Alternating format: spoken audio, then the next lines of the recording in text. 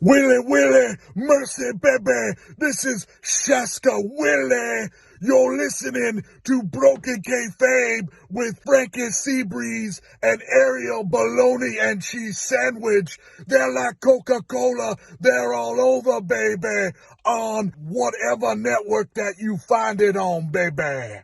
This is Navy SEAL Body Guy, and you are listening to Broken Kayfabe with Frankie Seacrest, Ariel Agbalog, and the Brothership. Now that half-wit, Shaska Willie, better not step on this, or I will step on him, Jack. This is Redneck Steve. You're listening to Broken Kayfabe with Ariel Agbalog, Frankie Seacrest. Flap their gums about anything that they want, putting some steak on it. Oh, hell yeah.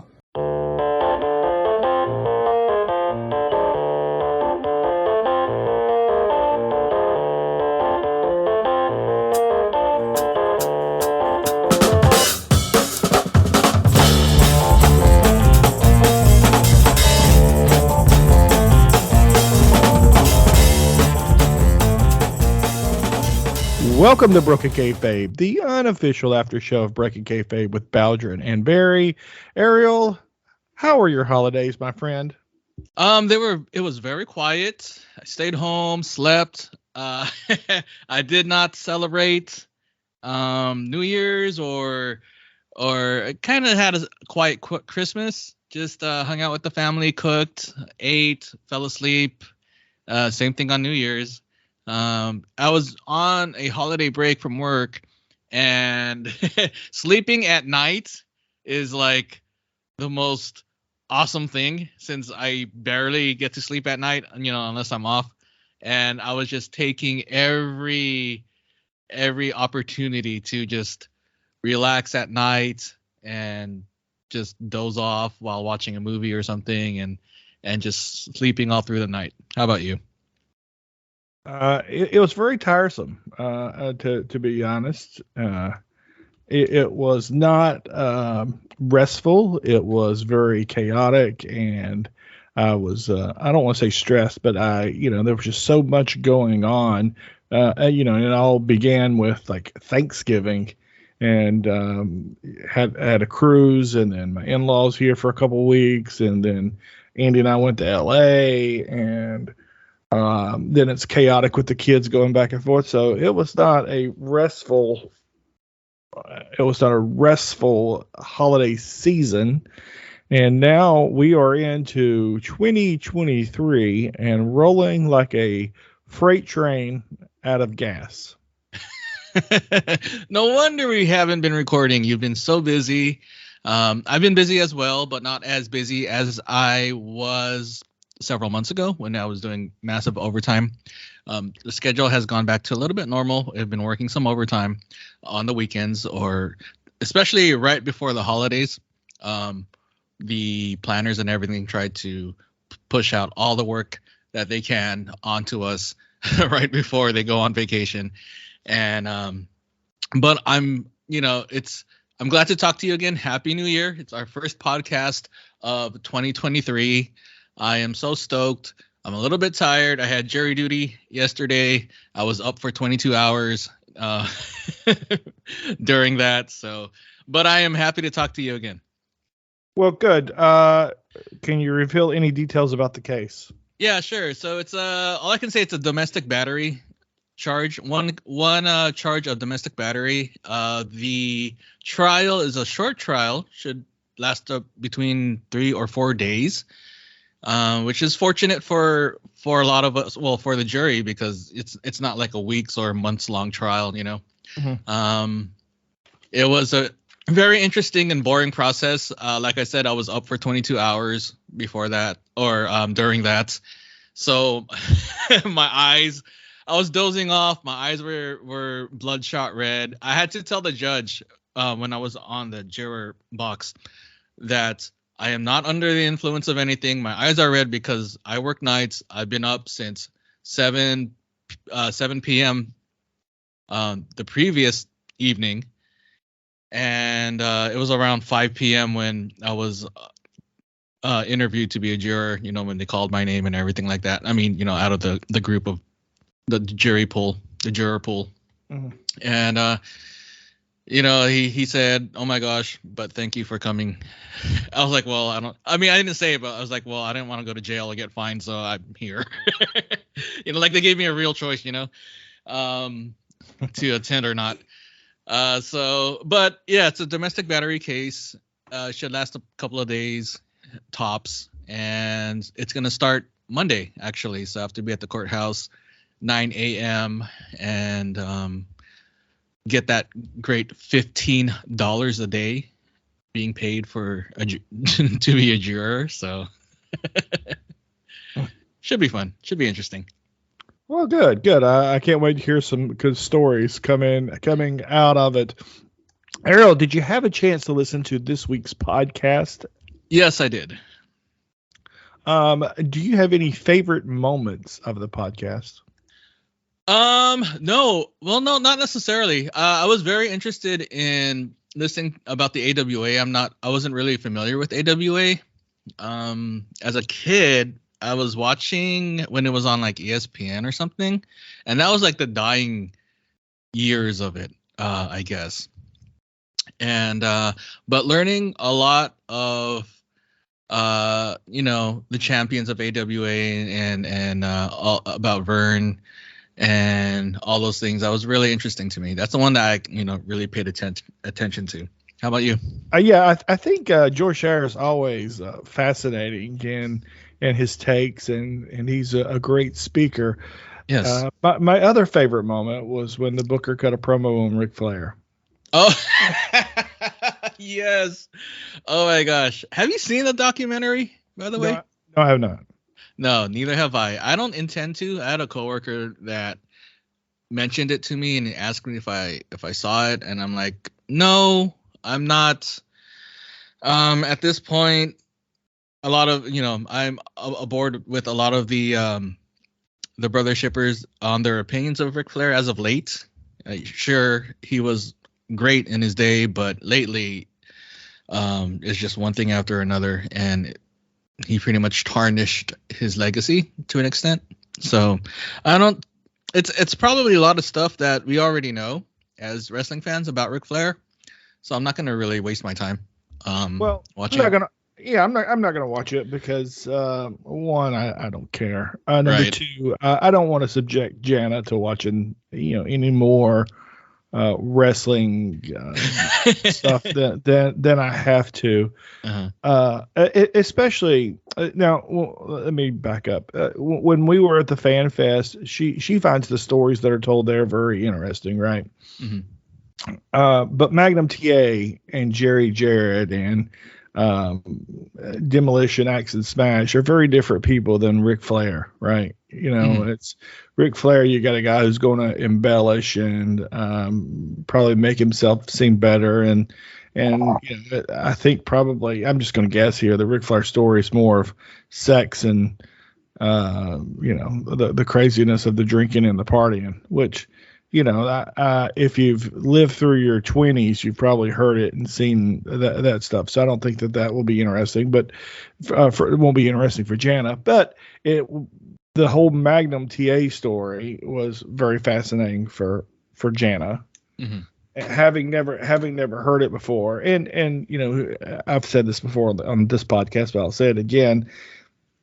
If the girlfriends or the wives or other people that are there go into this thing and not look at it as, here's this wrestler who does this fake thing, if they don't look at it like that and they look at it as this is a person who went through this stuff, the stories are fascinating, right?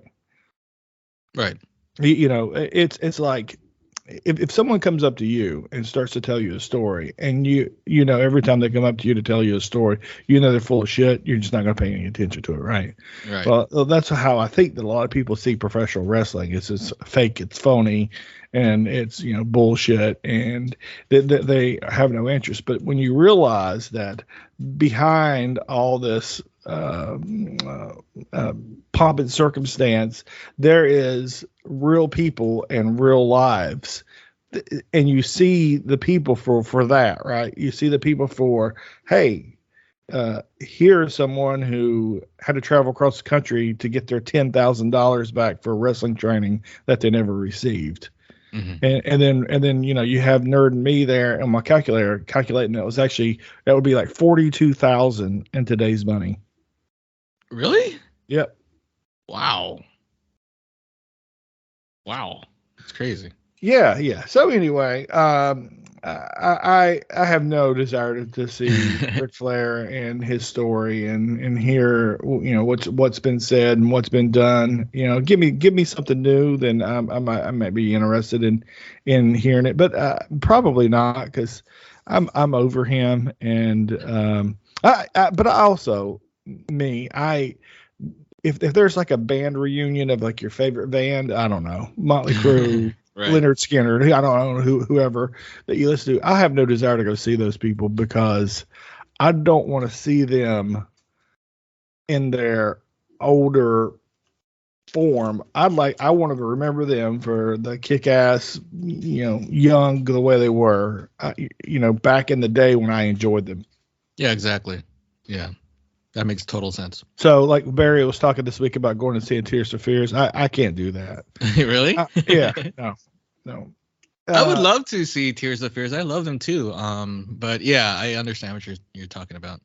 Yeah, I want to. Like when my father was in the nurse home dying, I couldn't see him because I saw this old, frail man whose mind wasn't there, and that's not how I want to remember my dad. I want to remember him for the guy that would always yell at me when I could never do anything right. Yeah. Always threatened to beat me with a belt. Right. Oh wow. Oh boy, that's a good turn. Yeah. Yeah. Any other segments from the podcast that were memorable to you? Well, to be honest, I'm not finished with it, bud. Okay. I've got let me take a look here. I've got about probably 20 minutes or so left. Mm-hmm. Hit the That's old cool. player. No, I've got 10 minutes left. Okay, not bad. So, but I just saw that there is a Patreon episode that just dropped this morning. Mm-hmm. So I'll go give that a listen as soon as we wrap up here. Speaking of wrapping up, let's go ahead to our main segment, which is the Booker and Matt Crowder having part 2 of their conversation, which I just completely bulldogged. And I really try not to bulldog conversations, but I just had a couple questions for the Booker. And then when I got done, I wasn't even done. I could have kept going. But then Mrs. Bowdren came on and he's like, all right, I got to wrap up, folks. And I was like, damn, Matt Crowder just sat there and listened to me talk. I felt so bad. But I'm sure the Booker will come on with part 3 with those big checks that I have been sending him from sunny Raven Beach, Florida. But where's my check? Not just kidding.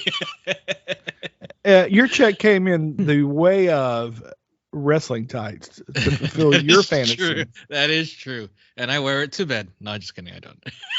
I don't even know how to wash it. How do I wash those things? Just hand wash or what? Oh, yeah. I'd hand wash them, or unless your name is Big Van Vader, then you just don't wash them. You just don't wash them at all, right? Yeah. All right. Let's get to the interview. All right. Here goes the interview.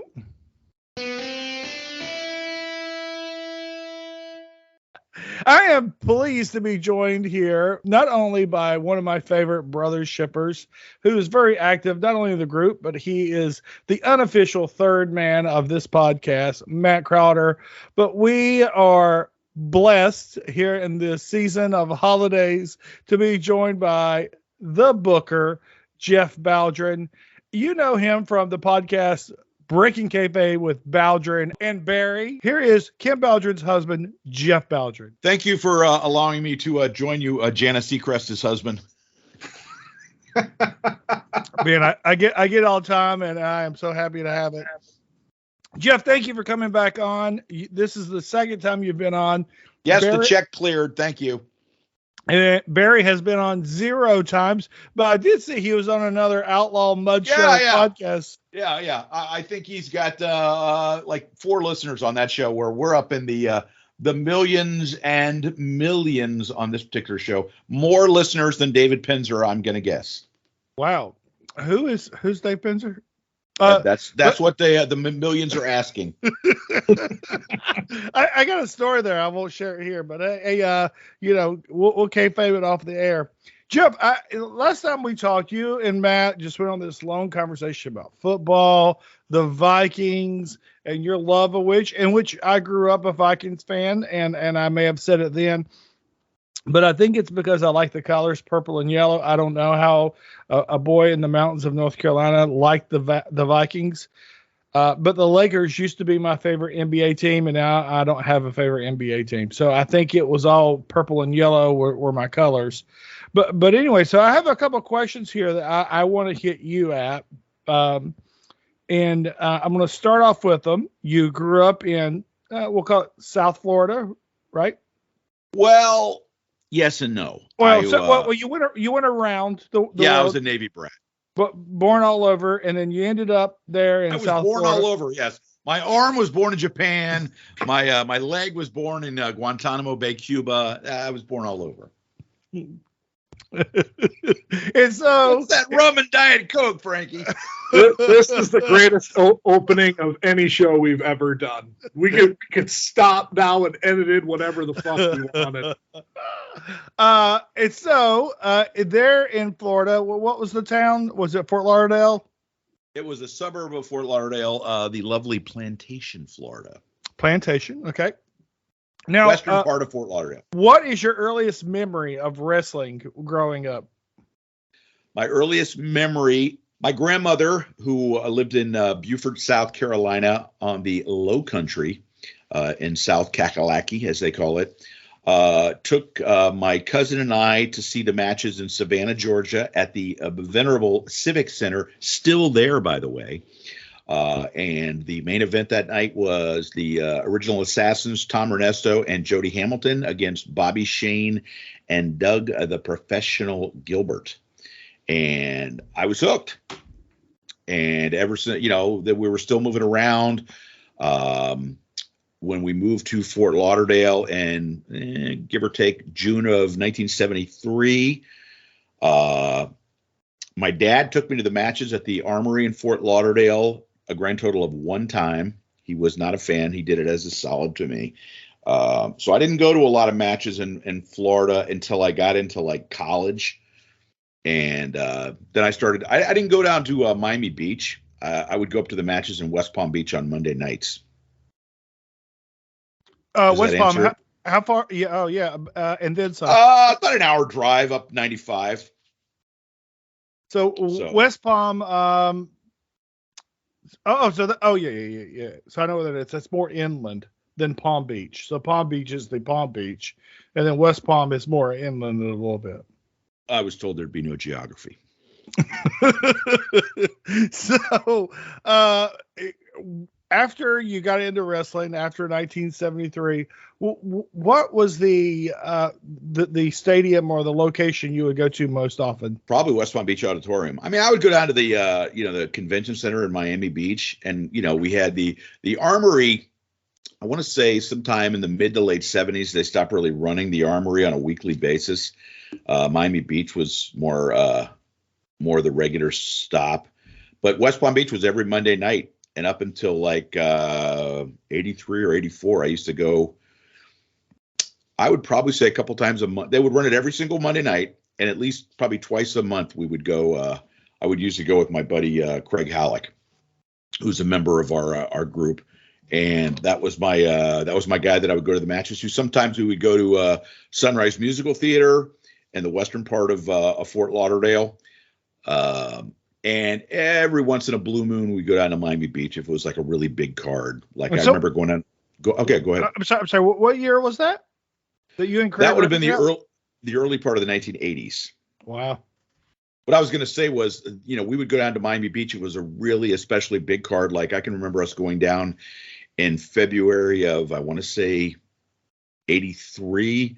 when Dusty had started doing the Midnight Rider gimmick, and they had the Midnight Rider versus Ric Flair, and they did the whole thing where the Midnight Rider won the title, but then he refused to reveal his identity because Dusty was suspended, and so it was a big Dusty swerve. I don't know if you guys are aware of this. Dusty used to swerve, and so that was just another example of Dusty swerving.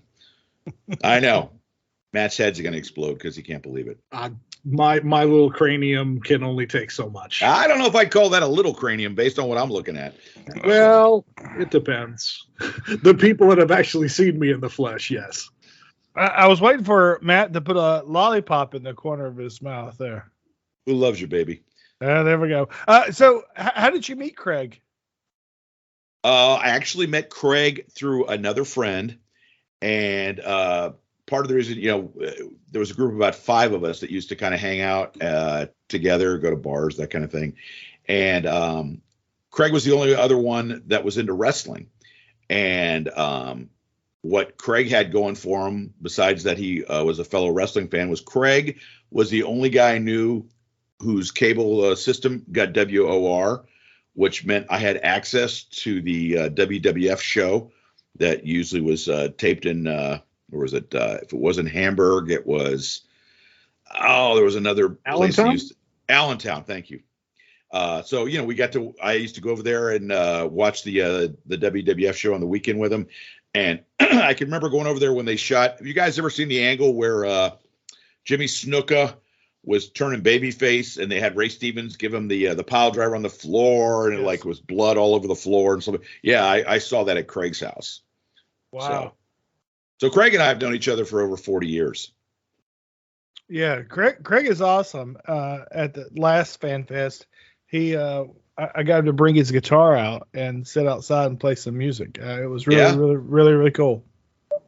Yeah, big music fan, and he semi-professional on the musician thing, because every weekend he and his partner go to different restaurants and places and play outdoors, and nice little side cottage industry for him. So let's get back to the wrestling. Enough about Craig Halleck and putting that guy over. You guarantee Craig's listening to this episode, though. That's one more listener. Hey, guarantee he's not, but I'll let him know there's a shout out to him, and maybe he'll chime in. Hey, so you're known for your run in Japan, not your run in where you went. Yes, I worked for New Japan. I was under a hood. Leno got you booked like he tried to book. Exactly. Yeah, I'm the reason he got in trouble with Mrs. Baba. I'm gonna get you in trouble with Mrs. Bowdren here. Yeah, exactly. Comment, which is also where you had your run in with Bull Nakano. Yes, that's true. It wasn't a run in; it was more of a interesting elevator meeting. Yep. So. I have a few of those each Fan Fest that we go to, and we'll get to the Fan Fest in a second. But really, someone's propositioned you in an elevator? I hope Janet wasn't around. That would be awkward. Well, I get there on Thursday, and she comes on. That's a good deal. Okay, I got you. So, you traveled far. Where's the first time that you went out of state, a long distance? What show was that? Well, back in the newsletter days, which would have been, I first started getting the Observer in summer of '86, and that was when Meltzer would still pick up his phone and talk with you on the phone. And so I would start calling him, believe it or not, it sounds like such ancient history, but if you waited till after 11, your phone rate would go down. So I would always call in, because Dave was out in the West Coast of San Jose, and I would call him after 11 o'clock and just kind of shoot the shit with him. And it got to be kind of a regular thing. And he really, although I had become smarter to the business, he really was one of the guys that helped smarten me up. I can honestly tell you that this is a very self-deprecating story that I'll tell you. I called him up, and I knew that one of his sources was Bruiser Brody. And so I asked him, I said, so when you speak to Bruiser Brody on the phone, well, what do you call him? And I was like, I'm thinking in my mind, well, does he call him Mr. Brody? Does he call him a Bruiser? That's how stupid to some aspects of the business I was. While I had picked certain things up, I was still, kind of in a lot of ways a dumb mark. And he kind of like did this long pause, and then he said, I call him Frank. And I was like, oh, okay, yeah. So, so what happened was, because we had started talking, Jeff, I'm going to tell you that I don't think that's dumb at all. I think this is a very reasonable question. That's the truth. I'm glad somebody thought it was reasonable, because I don't know if Dave thought it was. Hey, guess what I called Ricky Morton? Ricky Morton and I shared a locker room. I'm going to say 5 times. We were on. I worked with each other once. We worked on a team once that I remember. So it may have been more than that. But we were at least in the locker room once. Guess what I called Ricky Morton? Funky? Nope, Ricky. Guess what I called Jimmy Valiant? Jimmy? Boogie or Sir. Oh, okay. So you see my point. I know it wasn't a great illustration, but I think that is a fair question, because if I met Bruiser Brody, I would just probably call him Sir. Yeah. And so I get what you're saying. I think that's a legitimate question. Well, but what's interesting is, and this is in a long about way answering your question, when I did go to Japan, he was over there for the tour in December of '87. And we actually went to the hotel where the American guys were staying. And, so Dave introduces me. And when he sticks his hand out, he says, hi, I'm Frank. And, that's the way he introduced himself to me. And, for a fan at that point of over 15 years, it's kind of cool, to have them introduce themselves like that, like not using, like you meet Abdullah the Butcher, call me Abby, something. Well, they give you their shoot name as in way of the introduction and everything like that. So getting back to your question though, so the first place I went to, we used to go to out of town for pay-per-views. The first pay-per-view I'd ever gone to, and this was before I started getting the Observer, I went to New Orleans for the Crockett Cup in '86. And that's where the very first contact I met in the wrestling business was a guy named Jeff Steele. And Jeff, I'm still friends with. He's a member of our group. And Jeff was sitting beside me at the card. I went there. My sister went just to go to New Orleans. She really had no interest in wrestling.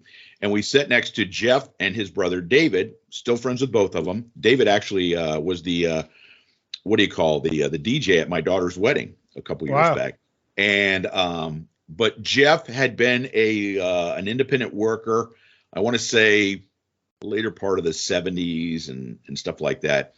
And so what we started doing was we started exchanging videotapes of the local promotion. He would send me Mid-South / UWF tapes. I would send him CWF tapes. And but when we would start talking on the phone, Jeff helped smarten me up, to some of the other, like I'd get the Observer and I'd see these terms and I'd call up Jeff and I go, hey, what's a shoot?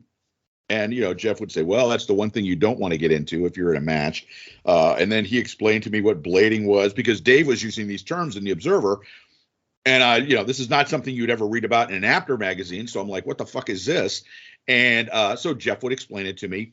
So then as, I became further, knowing Dave longer and talking with him more, then Dave started going out of town. He would take trips, and he went to Houston for Paul Bosch's retirement show.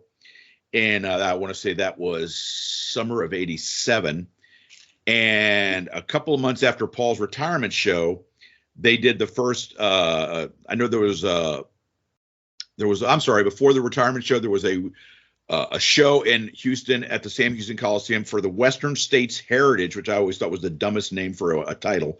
And they had a tournament, and I think Barry Windham won the tournament. And Dave and I went out there with another guy. Now, here's a guy for people that are longtime fans who have read the Observer for years and years and years. There used to be a guy that would illustrate Dave's newsletter for him. His name was Mr. Mike.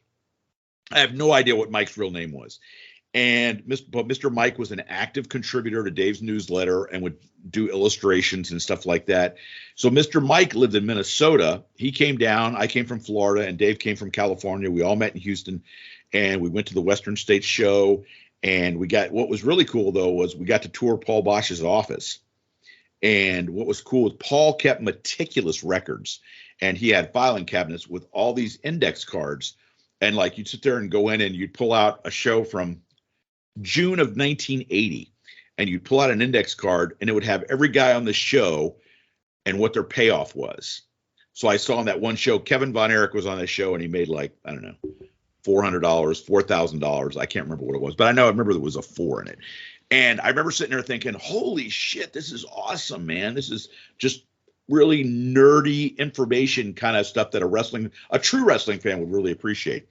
And then what happened was a couple months later, he gets bought out by Vince, or he sold his promotion to Vince, however you want to interpret it. And then we went back, and it was the first show that Vince had run in the Sam Houston Coliseum, and they did like a Paul Bosch tribute show. I mean, to Vince's credit, he did that for Paul.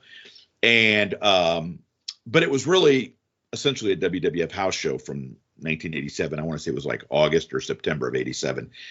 And the only cool part about the show was, as a little bit of a, like a bouquet for Paul, he had Ted DiBiase face Jim Duggan on the show, which of course was a legendary Mid-South feud.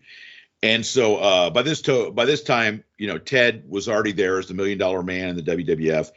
And Duggan was already doing the hi-oh with the 2x4 and stuff like that.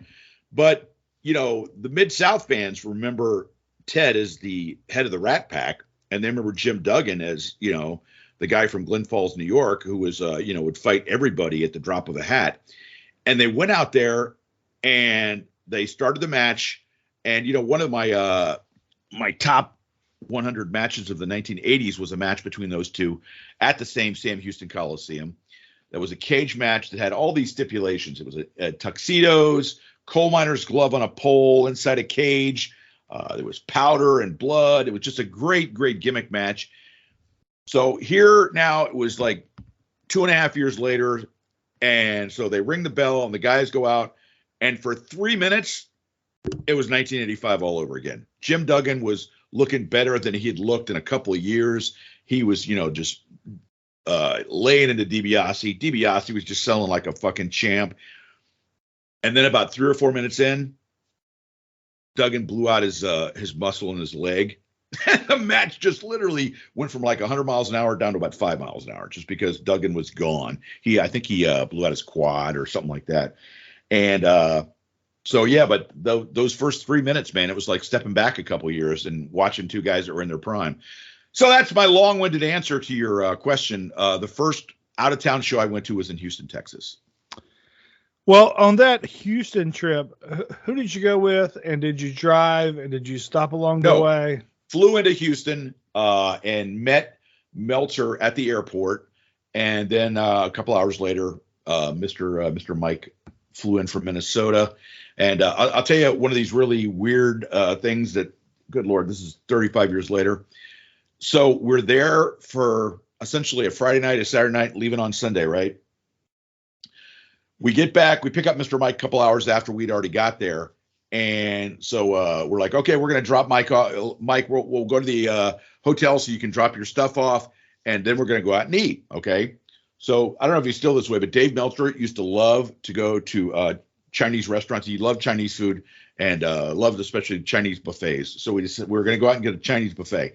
So we go back to the hotel, and we're thinking Mr. Mike's just going to drop his suitcase off in his hotel room, and then we're going to head out to dinner. But when we get there, he drops his bag on his bed, unzips it, and we're in the middle of a conversation, and he starts hanging up his shirt and putting his stuff away in the drawers, and then we notice that for literally a 2.5 day trip, maybe 3 would be a push, he's got like 5 pairs of shoes. And we just thought that was the weirdest damn thing. And I'm not talking about like sneakers or sandals or something like that. He's got like 5 pairs of fucking dress shoes. So I don't know if he was some kind of shoe whore or what. I mean, I've met people that are definitely into shoes, but I just thought this was really weird for a quick weekend getaway that this guy brought 5 pairs of damn dress shoes. So, and then the funny thing is, now that I remember, we get to the arena. Well, Mark Nolte, the late Mark Nolte, who did the Wrestling Classics board, joined us, and we get there, and they had put aside 3 tickets for Dave at will call. we get there, and Nolte, who was, had the affiliation with the promotion in, was it San Antonio? I forget what it was called back then. It was the one that Jonathan Boyd was the booker, and it was sort of the remnants of the old Southwest territory. I can't remember what the name of the promotion was, but anyway, so Nolte was like their ring announcer, and so he joined us. There's 3 tickets available at will call, one for me, one for Dave, and one for Mr. Mike. And Mark Nolte gloms Mr. Mike's will call ticket. We go in, and Mr. Mike is sitting outside the door, and he's like looking at us like, what the fuck? What am I going to do? And because it was the big show for the Western States title, and everyone knew that Paul Bosch's run was ending, there were no tickets available. So Mr. Mike had to go sit out in the car while we went in and watched the wrestling show. Oh my God. I can't believe how lucky Mark Nolte was that guy didn't absolutely just kick his ass, because he deserved it for swiping the guy's ticket. Damn. So that's a hell of a story. Yeah. I have never told that story on Breaking Kayfabe, so your listeners, there you go. There's a little rose for you.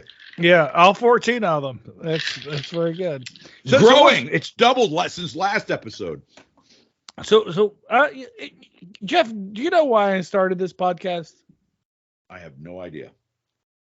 Not for me, because I'm a horrible speaker, and I don't care for people to hear my voice. I when I was active in real estate, I used to do Facebook Lives every Wednesday from a coffee shop. And I hated it, but I would get in there and I would cut promos, and they're all on Facebook. I would cut promos on real estate companies and real estate people all the time, because they were just, I didn't think they were doing a service to their people. But the reason I started this is because at the Fan Fest, I met a bunch of cool people who I had seen posed in the group. And I thought, man, these guys should have more of a voice. They have great stories. They're nice people. I'll put him over. I know he's been put over a ton. So his head's as big as his head is. That's Chris Zaha. He was really, his head is as big as Matt's. No, it would fill that room. Chris Zaha would not be able to walk into that whole thing.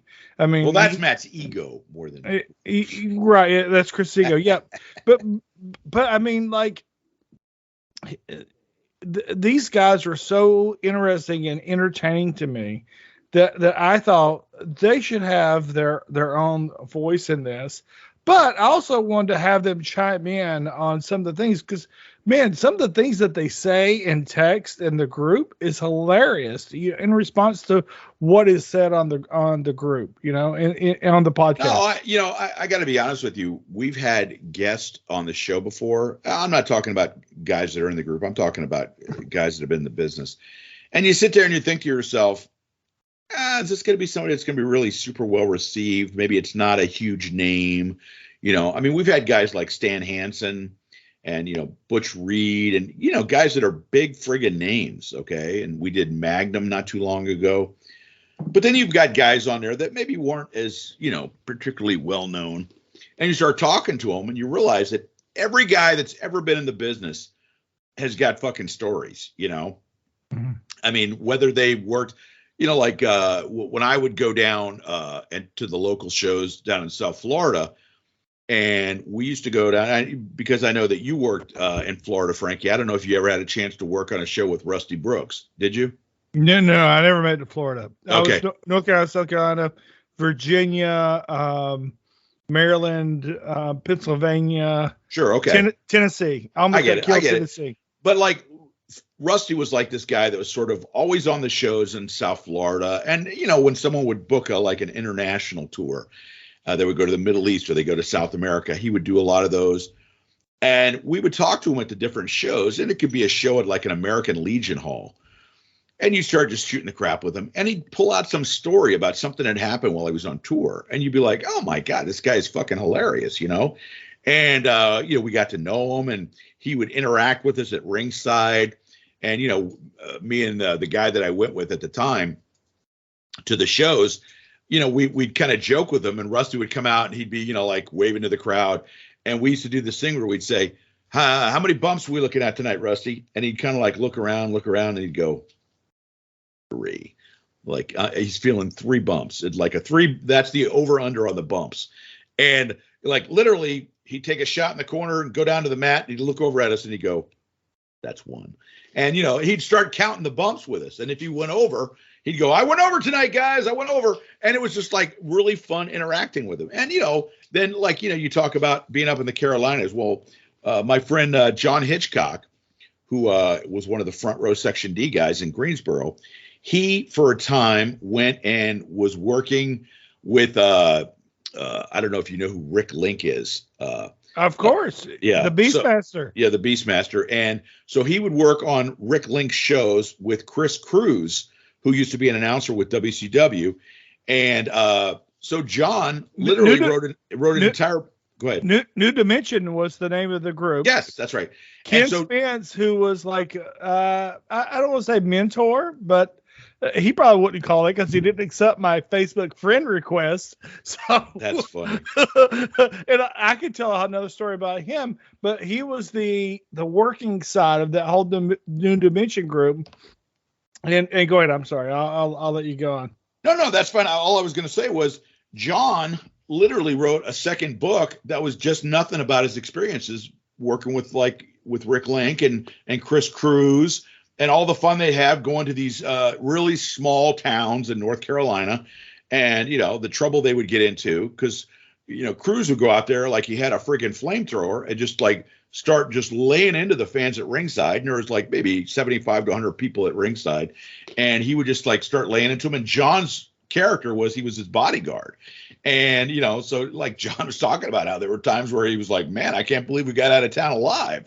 And with all the shit that happened there, but, that's an example. You have all these different stories. You could have a guy that worked friggin' Madison. Like we had Stan Hansen. He fucking worked Shea Stadium with Bruno. And then you have a guy like Rusty Brooks that works in front of 75 to 100 people in South Florida, or a guy like John Hitchcock that works these small towns in North Carolina. Anybody that's worked a wrestling show has got some kind of stories, Well, I'll tell you a story I haven't told. Like there were years that I did not talk about me ever being associated with wrestling for obvious reasons, right? Well, in 1996, I worked the show, and my cousin was the promoter, and that's how I got on the show. And I wanted to do this angle with this guy. So my arch nemesis, I was the heel. My arch nemesis, his name was Charlie Trickster, and we were supposed to have a false count anywhere, anything goes sort of match. And I had won the title from him. And I laugh because this is so. Imagine the smallest gymnasium you've ever been in your entire life. That was this place. It was so small, and there was no one there, and we're beating the shit out of each other, right? And I was probably 5-6 matches into my career. illustrious career, right? And so Chris Plano, who was like the, as I understand it, I could be wrong, the money side of New Dimension Wrestling with Ken Spence, Rick Link, all those guys. Matt and Jeff Hardy worked for New Dimension. Chris Plano was there. Well, what me and the other hillbillies there did not understand was that Chris was scouting to see if this was a place that they would want to come and work shows. And they did. They worked shows on top of my cousin and what he had built up. And, of course, they brought, more names and made it seem bigger than what it was. But so Chris was my manager, and I have this on video still today. And I come out in my plain clothes, which was what was planned. And I was in the military at the time. And I come out in my street clothes, but underneath my street clothes were my tights. And I say to the guy that I'm supposed to wrestle, Charlie Trickster, who was from like Gastonia, North Carolina, I said, hey, I can't wrestle tonight. I'm not going to be able to wrestle tonight. I broke my leg, and I had borrowed some crutches and like a little cast thing that wrapped around from my friend's wife there, and I was stationed in Fort Eustis, Virginia, and so I had put this thing on, hobbled out to the ring, and I tell him, I can't wrestle. I'm not going to be able to wrestle. I broke my leg. He turns his back. I crack him with the crutch, and the crutch bent all to hell, and we start the match. And then Chris Plano had told me I should jump off the top rope to the outside. And I wasn't afraid to do that because I jumped out of airplanes and jumped out of helicopters and done all that stuff. And so I said, okay, I'll do it. Well, no one ever told me how to land. And so I broke my heel bone when I landed, and they finished me up. And he said to me after the match, we got to the back, and I dropped the title. We got to the back, and I said, damn, I think I just broke my leg. He says, no, it's not broken. That's just a sprain. You'll be all right. I go back, drive 6 hours back to where I was stationed. This is the mountains of North Carolina. I drove all the way out Route 58 in Virginia, if anybody knows the geography there, all the way back to Fort Eustis. And I go to the doctor, and they x-ray, and they say, yep. It's broken. You broke your heel. How did you break your heel? Well, I said I slipped off of my uncle's RV. I was washing it, and I landed on my feet, and I broke and they didn't believe me. I mean, I don't think they would have believed me if I said I jumped off the top rope to the outside onto 2 men and they didn't catch me either. I don't think they would have believed that shit.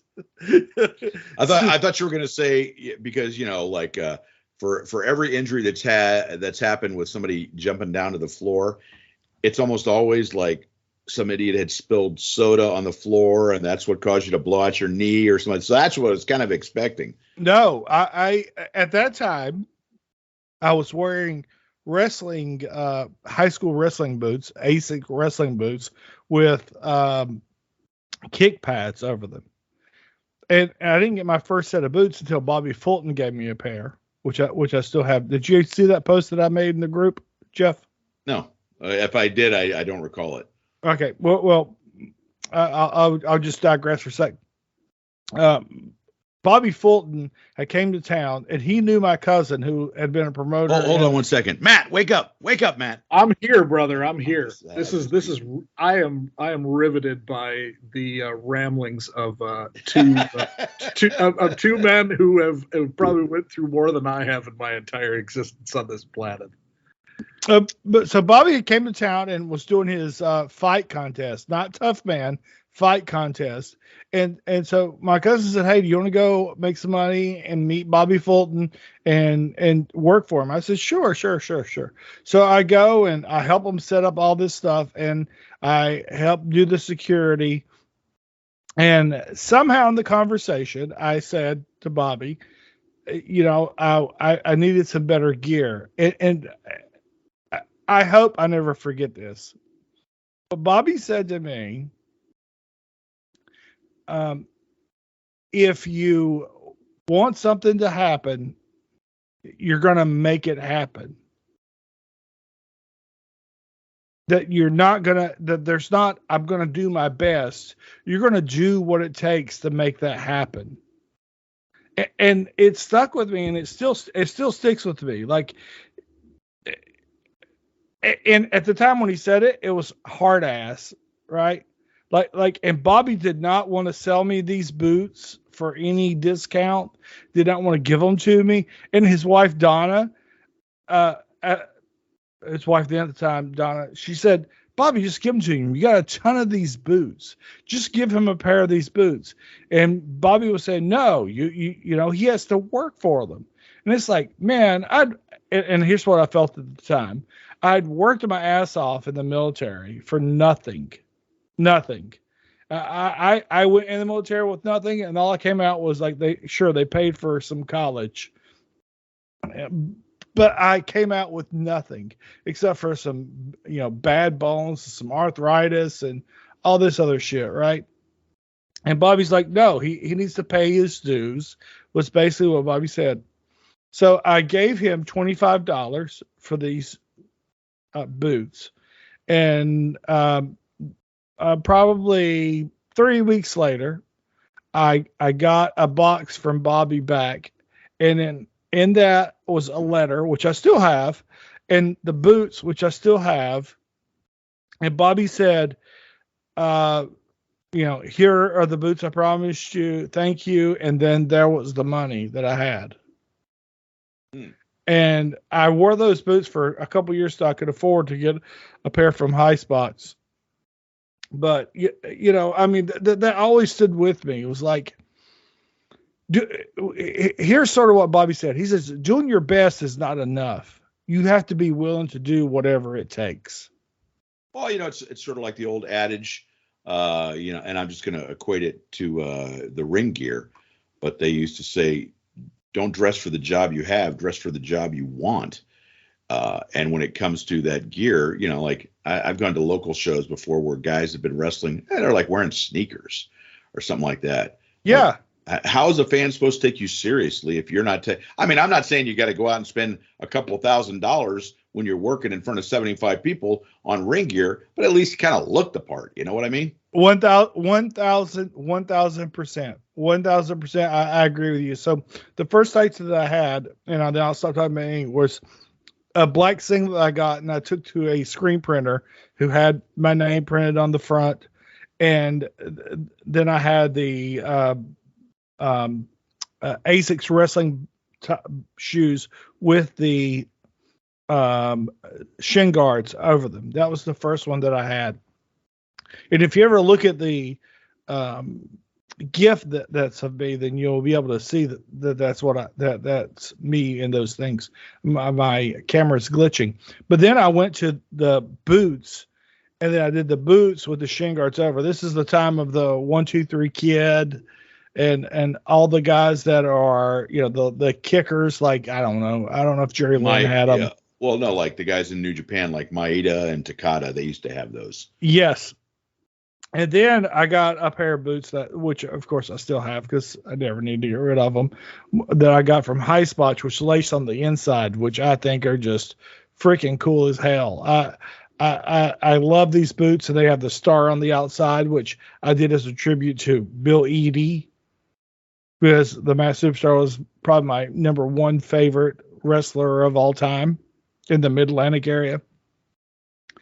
So anyway, that's my story of Bobby Fulton and the boots that I have. I'll tell this too. I shouldn't, but I will. Yeah, we'll say it's the rum and diet talking, Jeff. That's always a good. Matt's sitting there going, "Okay, when can we record the third part of this show?" Oh, it's totally fine. It is his show. I am just a humble vessel. Farts and flaps his gums throughout it. I only have one more question after this one. But anyway, so what was my thing that I was about to say? You mentioned Bill Eadie, Masked Superstar was your favorite wrestler in Mid-Atlantic, and I don't know where you're going from there. Okay, never mind. I forgot it. The beverage was going to be doing the talking for you. Yeah, well, it's not now. It's there on Jeff Bowdren's service. Okay, so my last question is, Jeff, you and the Mrs. Bowdren. You wrote this question down, didn't you? Because I just saw you looking at the table. Damn right. If I don't write the shit down, I don't remember. That's funny. That's the truth. I'm saying, Jenna, what was I about to say? So you and Mrs. Bowdren are going on vacation. What is your favorite vacation to go on?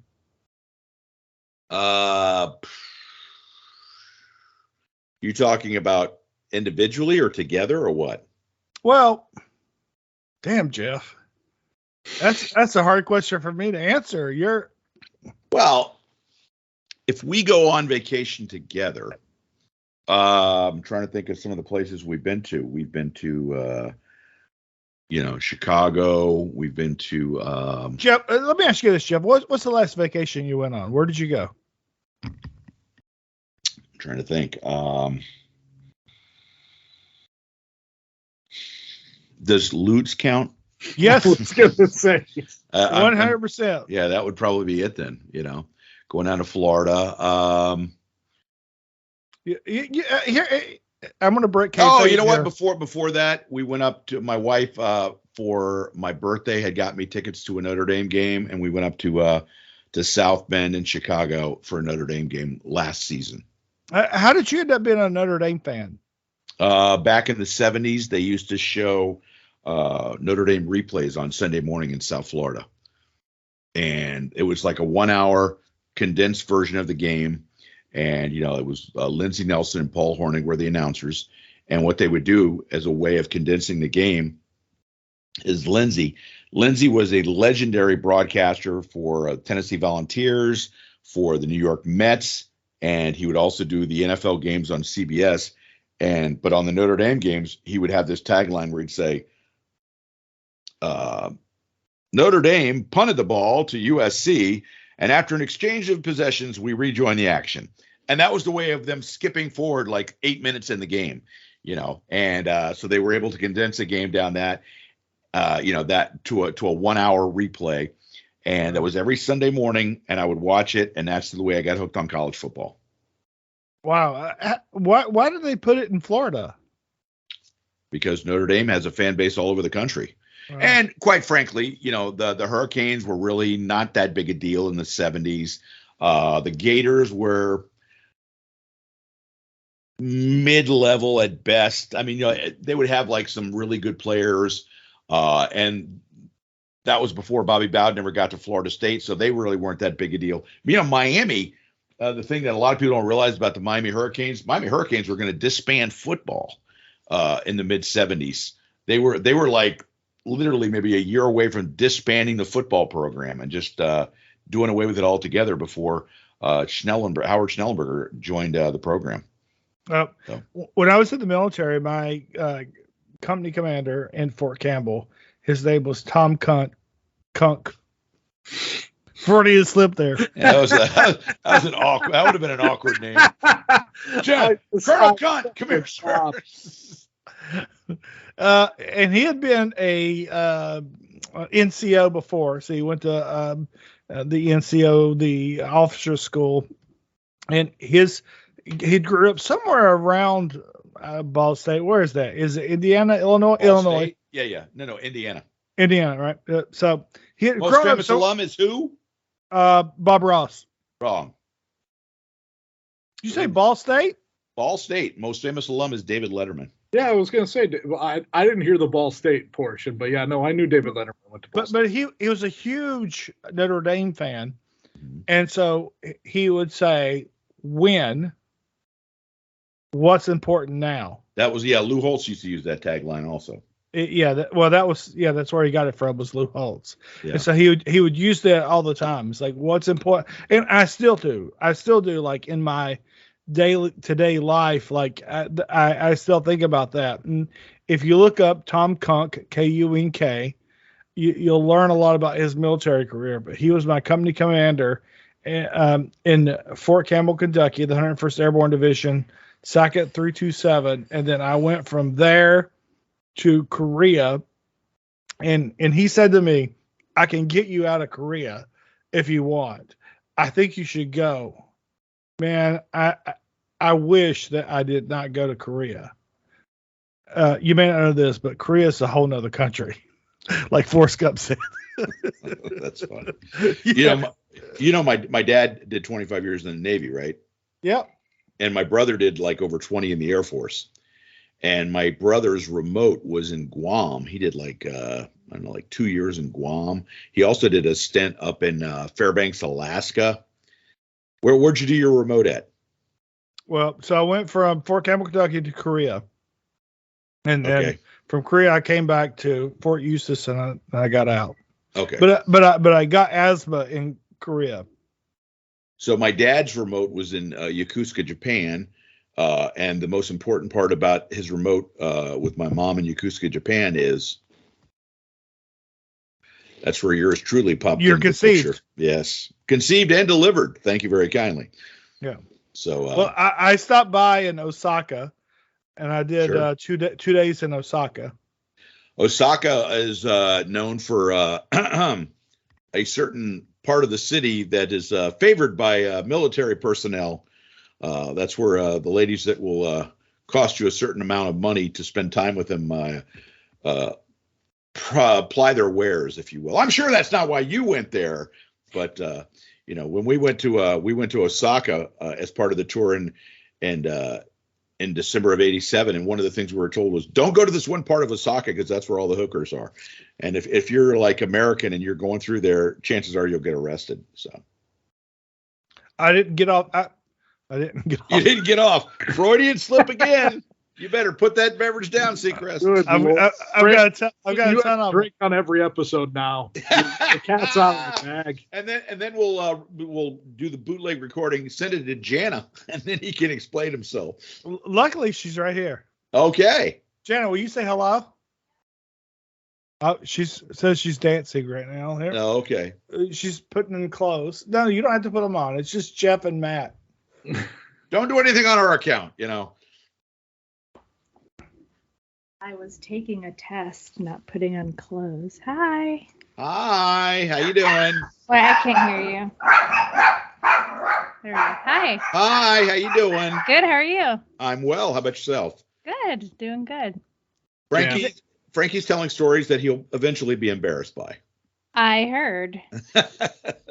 Yeah, or I'll send him a message and he'll be like, "Did I really say that?" He's just like, "I gotta call my mom now because I already told the story that I didn't think I'd be telling." I need to cut you off of these little martyrs, huh? I'm down there working. I don't know what he's doing up here. I thought you were making drinks. All right, honey, I need a refill. The show title, Frankie Goes Wild. That's absolutely the one we're using. I'm not taking go for an answer. I need one more. You do not need one more. You just said it needs one. That's the new title. Frankie needs one more. Yeah, that's exactly. true. That's true. All right. Are you going to stop telling stories so they Yes, can talk? yes, please. Okay. Yes, please. Well, it's good to see you both. Good to see you too. All right. I'll talk to you Bye. later.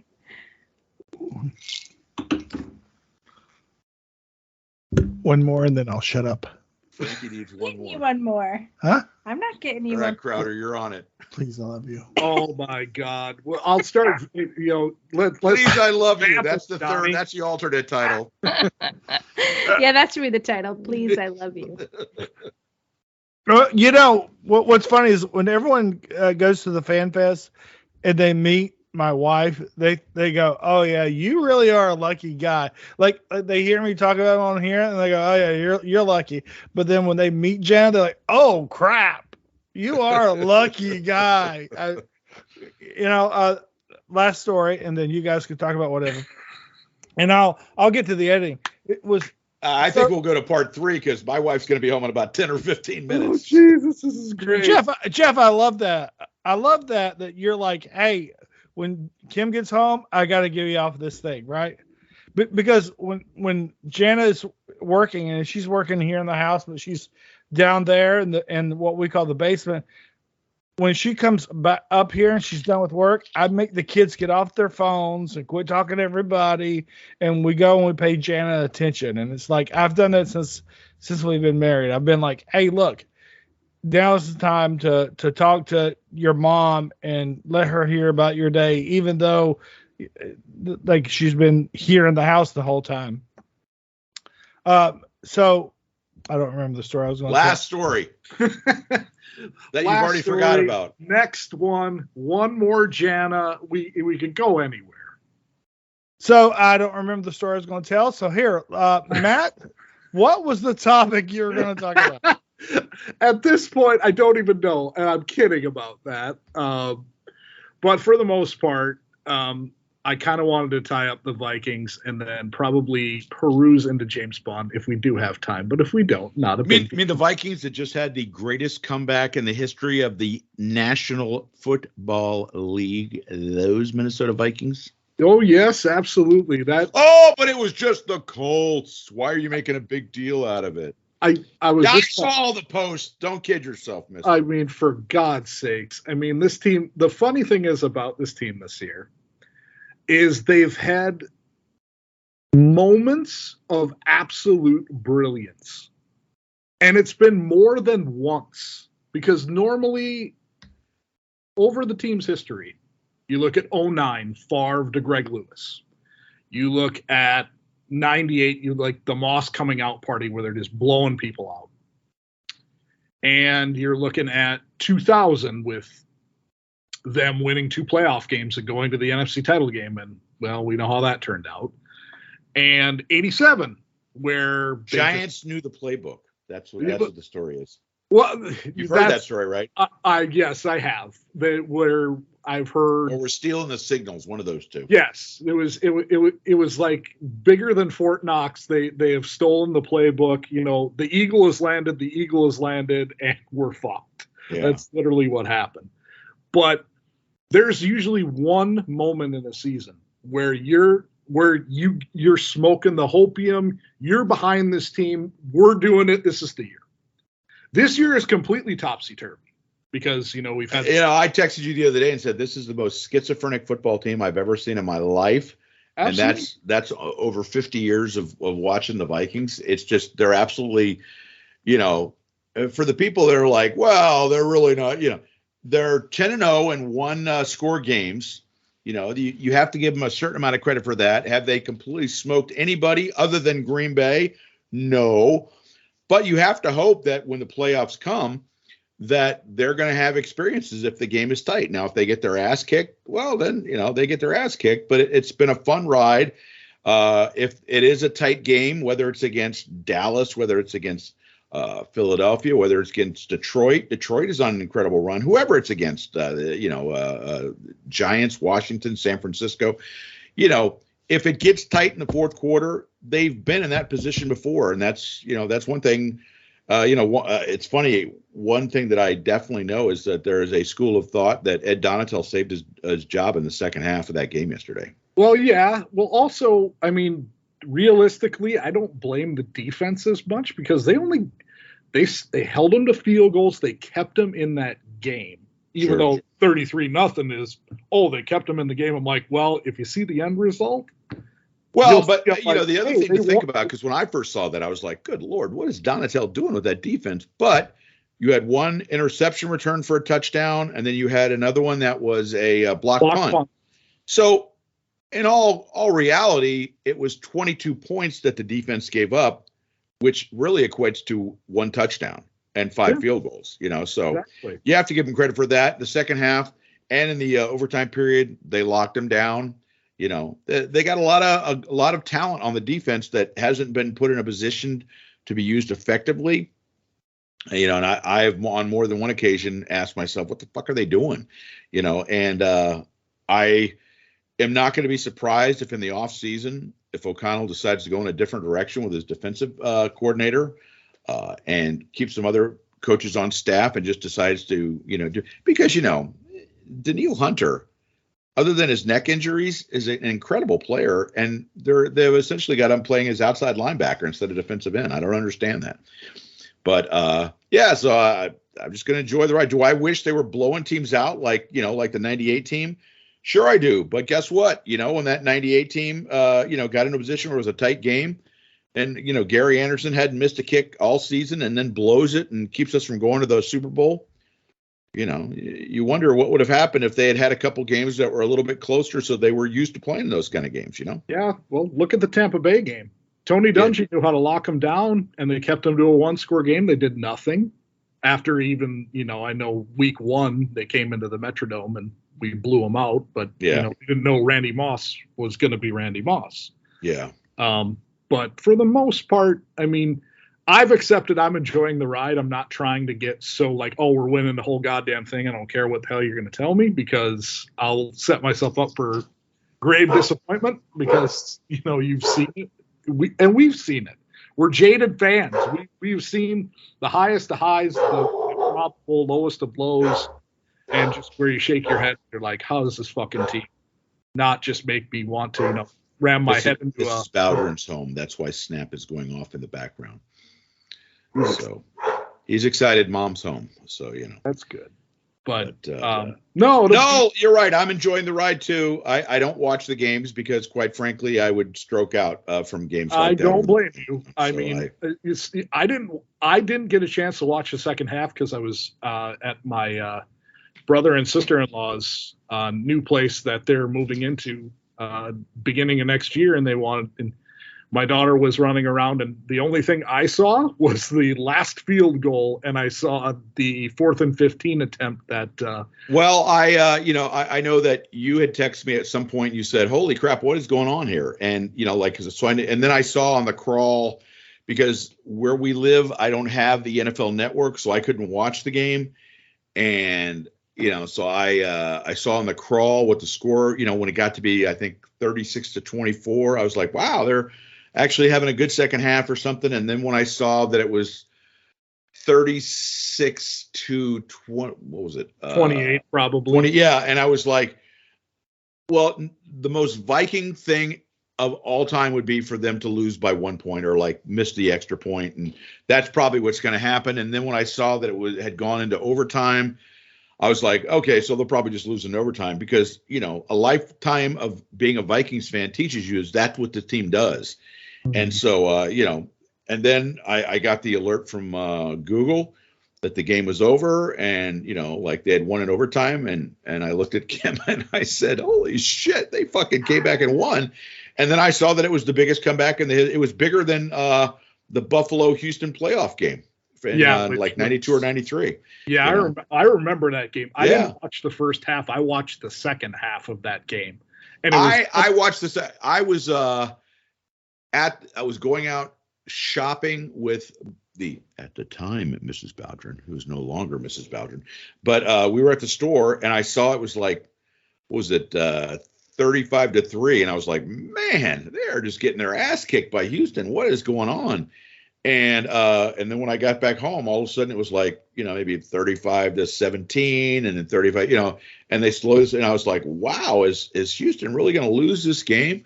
But, Houston had the kind of offense that wasn't built to eat the clock. They ran a run and shoot. And that's, every time a pass is missed, that clock is stopped. And, a lot of people have said that's what the Colts did wrong was they weren't trying to eat the clock. They were trying to add more points. And I understand that.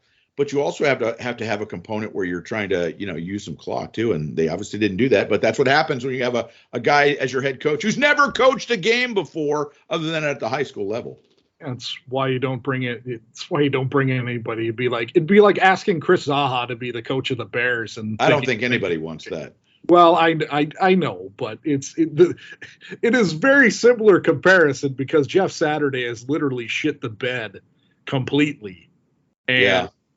And it's funny because my cousin Terrence is in the group, and my cousin Terrence on his own Facebook page pointed out, well, it's so obvious that the NFL is there. He did the whole conspiracy theory that all the games are basically worked, and so I figured Terrence must have sat down with Kevin Sullivan because Kevin Sullivan's that's his whole theory that Major League Baseball, the NFL, NBA, all these sports are worked, and they are all, always know the outcome of the games are going to be ahead of time. And, I don't believe that, but there were some horrible officiating calls, not just in the Minnesota Colts game, but over the whole, I don't know if you watched the Giants game last night against the Redskins, but there was a play at the end of the game where they threw a pass in the end zone and the guy for the Giants did everything but, did an unspeakable act on the receiver for the Redskins. And like, they didn't even make an attempt to lift the flag out of their pocket. There were just horrible calls, all weekend. Well, it doesn't help that they're still part-time employees as opposed to that's true, because why NFL we're worth billions of dollars, but we can't be paying full-time employees. Yeah, exactly. Yeah. So business. # more money for Roger. Yeah, exactly. Well, exactly. Well, he's having too much fun going down seeing Dion. Coach's nephew. The guy makes like $42 million a year, and he makes $42 million a year essentially to be the guy that catches all the grief for the owners. And, I'm willing to take $35 million a year to be that guy. So if they want to call me, I'm available. Here's the arrow marker, and you're gonna give me that kind of money? Okay, yeah. Where do you want it? Yeah. So anyway, I got to wrap up, man. It's totally fine. It's Yeah. I'm happy to do part 3. What? Here's the deal. I will be perfectly. We'll finally get to James Bond. Yes, we will. The elusive topic on broken kayfabe, where it's like, but we have to have Frankie join us with another beverage just to get him talking about his military days. That is your gimmick now, Frankie. You have to have a drink every show you tape. Okay, I'm in. At this. Well, we had to twist his arm on that, didn't we? Yeah. Wow. No, that's an easy one. So thank you very much, Jeff. Look, you have been a great addition to the podcast. You're a lot of fun. Mrs. Bowdren is so lucky to have you. I'm going to tell you that right now. I keep telling her that. I don't know if she believes it. Well, let her listen to this podcast and we'll get an extra download. And she'll be able to hear at the very end of it how lucky she is to have you.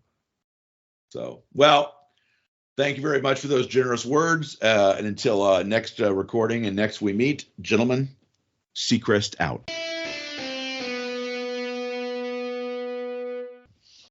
Okay, Ariel, tell us about your date night with Matt Crowder. Date night.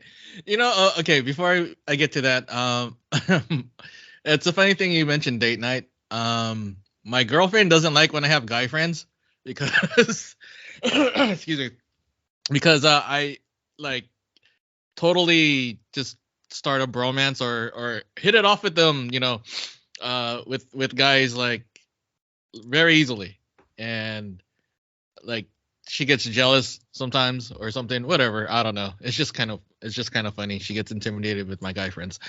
So Matt hits me up saying that he has tickets to the Sharks game and asking me if I wanted to go. So I said, yeah, sure, let's go. And comes and picks me up. It was like a cold, kind of rainy day. Not really. It's cold.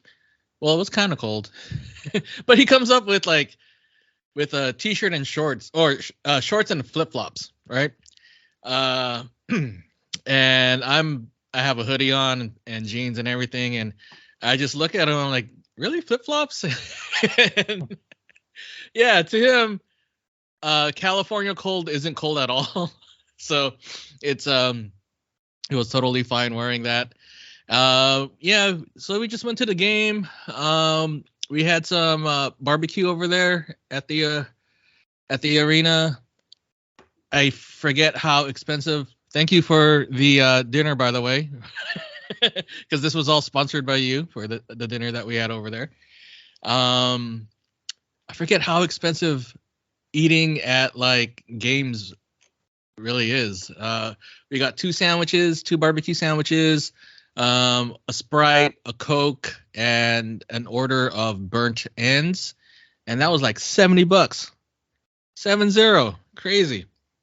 Wow, yeah, that is expensive. Yeah, and well, good thing I said $100. Well, thank you. Thank you so much. Yeah, so well, I sort of felt bad because I just didn't have time to send out Christmas cards or gifts really, and so when he mentioned that you guys were going to go, I said, oh, that's a good opportunity for me to say a little thank you and send you a little something, and so I just sent you some cash to help you have a good dinner, because I know the Brothership likes to eat. Yeah, we do.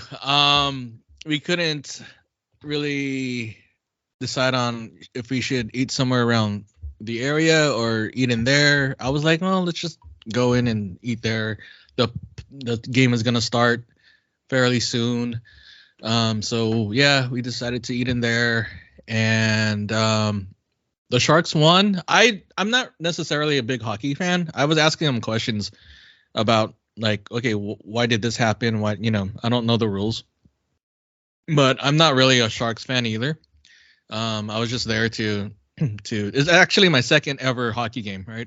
So they were going up against the Minnesota Wild, which is of course where Matt's from. And yeah, the Sharks won. I felt bad for Matt because his team lost. We got four free tacos because the Sharks scored 4 goals. So they gave it they had a little thing with four tacos from Taco Bell and stuff like that, which I didn't get to redeem. I totally forgot about it the following day. You had to redeem it within 2 days or something. Wow, I can't believe that you'd forget about food. Shit. Well, it's Taco Bell. It's not really something. Oh man. Yeah, I was like, okay, cool. I mean, free tacos. Free tacos are free tacos. But I'm going to say this. Sure. I used to enjoy Taco Bell, but I have just found that since I've moved here, this Taco Bell down in Florida, in Seminole, which is near our house, it's not good. Not good. What's wrong with it? I'm sure people would say, I feel like they don't have some of the same items that we used to have at the one in North Carolina, number one.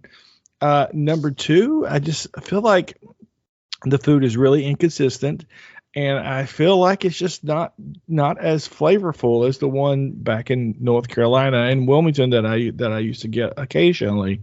And people say, well, it's Taco Bell, blah, blah, blah. I don't care. I'm comparing it not to a fancy smancy Mexican place. I'm comparing it to the Taco Bell back in North Carolina. So it should be a good, as good a quality and as good a portions and as good a flavor as the one in North Carolina. It's Taco Bell. It's all got that brand name on it. Yeah, exactly. It should be consistent throughout all the restaurants. Yes. Yeah. So that's it is Taco Bell. Yeah. So that's the Taco Bell. So what else did y'all do on your night? No, that was it. After the game, went home. It was getting kind of late, and Matt had to figure his way back home to Palo Alto. So, yeah, that's it. We ended the night. We didn't kiss or anything. If you were expecting that. Oh, well, disappointing, but okay. Well, I mean, I saw your comment when Matt took the selfie of both, which I mean, you can't call it a selfie when there's 2 people in the picture, but when he took the picture of both of us and you said worst kiss cam ever. That was your reply. That was hilarious. I popped for that one. Every once in a while, I have a couple of good ones. Well, you sort of had this look on your face, like you'd be caught off guard, Well, I was eating. So I was enjoying my sandwich, my barbecue sandwich, which was dry as hell, but I was enjoying the food that you sponsored for us. Man, so, you and Matt only live 20 minutes away from each other. That's pretty cool. It's our first time meeting each other. He's a tall guy. I'm a short. Is he? Well, I'm not tall, but I'm like 5'5", but he's taller. Yeah, he's a big dude. Oh, good. Yeah. I love him though. He's loud. He drives crazily. Yeah. He's just cutting people off. I'm like, oh my god, we're gonna get shot. No, but you gotta drive like that sometimes. Yeah, sometimes. Sometimes, especially when you're trying to exit onto the excuse me, we're trying to get to the exit where there's all these other cars and because it was like traffic time and everything like that. Yeah, he was a little bit late picking me up. He got into traffic. There were like 3 separate accidents that was on his way. That happened on his way to my place. So yeah, the weather wasn't that great either. That's and people in California can't drive. So yeah, that was it was fun though. We only live 20 minutes away from each other, and I hope we get to hang out again. I know that New Japan is having another event here in San Jose next month, and I've been thinking about going, but yeah, I don't know. I mean, Matt went to the one that I went to, like Liger's last match, back in like 2 or 3 years ago, and Yeah, but he and I were at the same event, but it's at the time when we didn't really know each other. So Wow. I don't know. Maybe next time. Probably hang out and watch a wrestling event or something. Yeah. Well, or eat. Maybe the driving is why your girlfriend doesn't like you to hang out with dudes, because she thinks they're gonna wreck and kill you. Probably. Probably. But I don't know. I mean, I get along with guys. Well, I get along with everybody, I guess. But I don't know. She just has that thing, because me and my friends and I, like my homies, we're all really close. So we always have that like camaraderie where we're brothers and everything like that. So, she sees that, she pokes fun of it, and like, as a bromance or whatever. So it's fine. But it's funny that, she gets intimidated by guys sometimes, which is weird. She probably knows a bunch of guys that are assholes and that try to get their friends to cheat on their girlfriends. True. That's a good point. Yeah, it could be, she probably knows some dudes like that, or just jerks in general. And then when she sees me and having a bunch of male friends that are like me, I mean, just nerds with either wrestling, video games, comic books, or like-mindedness, with the same types of personality and everything, and then that whole cohesiveness and camaraderie that I have with like a lot of my guy friends. Yeah, so yeah. Women, on the other hand, she doesn't trust them either. My female friends. So yeah, with good reason. Of course, with good reason. I'm a hot commodity nowadays. They have vaginas and you have a penis. Yeah, exactly. And on that note, yes, on that note, thank you all for joining us and wasting your time listening to us. And I hope you enjoyed Matt Crowder's Nerd Talk with his friends there, Chris Spiker, Dr. Philip Kahn. And join us next week when you'll be getting more Chris Spiker, Dr. Kahn, as they participate in Ask Us Anything, Michael Herrick. And these questions, again, were provided by Michael Herrick next week, that you'll hear myself, Dr. Philip Kahn, wrestling's only board-certified plastic surgeon, and the Honorable Dr. Spiker. That's Chris Spiker, not the esteemed Christine Spiker. That's next week. So that's a really fun episode, which we just recorded a couple days ago. And I'm going to crank out, shout out to my boy Jaworski, a couple of episodes here real quick. I'm going to do some quick editing, and I'm going to get the Nerd Talk posted today. And then this episode that we just recorded, the Bowdren Crowder episode, get it in the next day or two. And then we will have this episode coming up. Awesome. Sounds great. Thanks, everybody, for joining us. Have a great day. Ariel, thank you for your time and your technical issues. I know I have too many technical issues, but thanks again, Frankie. Love to be here. Happy New Year's, everybody, and see you next time. Bye. Bye.